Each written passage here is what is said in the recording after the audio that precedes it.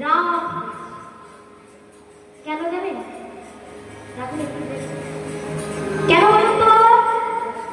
এতদিন বাবা শুধু আমাকে ভালোবাসে, এখন ভালোবাসাটা ভাব হয়ে গেল।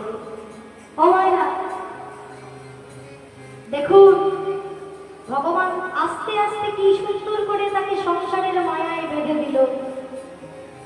এইবারে বাবা দেখুন আজ কেমন ভাবে গোবিন্দ ঘোষ নিজের সংসারের মায়াতে বদ্ধ হয়ে আস্তে আস্তে গোপীনাথকে ভুলতে আরম্ভ করল। যখন মানুষের কিছু থাকে না তখন এমনিতেই সবাই ভগবানকে ডাকে, কি বাবা? কিছু না থাকলে তো কাজ নাই, কাজ ডাকে না। কিন্তু যে সব কাজের মধ্যে আমরা ভগবানকে ডাকি সেই তো আসল ভক্ত।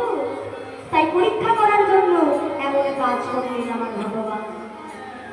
এইবারে বাবা আজ একটা ছেলে হলো, ছেলেকে নিয়ে আমার গোপীনাথকে নিয়ে এত ব্যস্ত হয়ে গেল, আস্তে মন্দিরের গোপীনাথের কথা আস্তে আস্তে ভুলতে বসে। মন্দিরের গোপীনাথ দেখছে কি তবে